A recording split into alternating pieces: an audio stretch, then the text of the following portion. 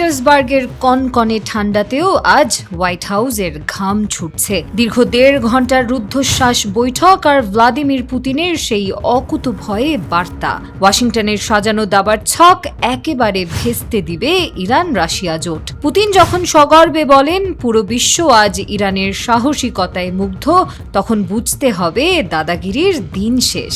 Saint পিটার্সবার্গে সোমবারের সেই বৈঠক কেবল সৌজন্য বিনিময় ছিল না, পররাষ্ট্রমন্ত্রী আব্বাস আরাকচি এবং রুশ প্রেসিডেন্ট ভ্লাদিমির পুতিনের মধ্যকার দীর্ঘ আলোচনায় উঠে এসেছে মার্কিন ও ইসরায়েলি আগ্রাসনের বিরুদ্ধে এক লৌহ কঠিন প্রতিরোধের গল্প। এই অসম যুদ্ধে রাশিয়ার অকুণ্ঠ সমর্থনের জন্য কৃতজ্ঞতা জানাতে ভোলেননি আরাকচি। দ্বিপাক্ষিক সম্পর্ক ছাড়িয়ে এখন তার রূপ নিয়েছে এক কৌশলগত অংশীদারিত্বে। পুতিন সাফ জানিয়ে দিয়েছেন, এই কঠিন সময়ে ইরানের টিকে থাকা কেবল জয় নয়, এটি আমেরিকার বিরুদ্ধে এক বিশ্বজয়ী দৃষ্টান্ত।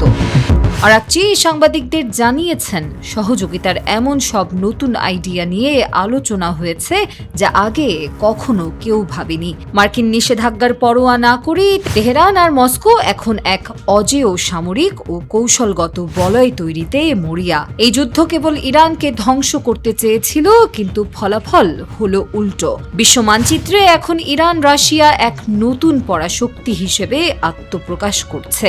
পুতিন আর খামেনির এই নতুন রসায়ন কি তবে মধ্যপ্রাচ্য থেকে মার্কিনদের চিরতরে বিদায় করবে?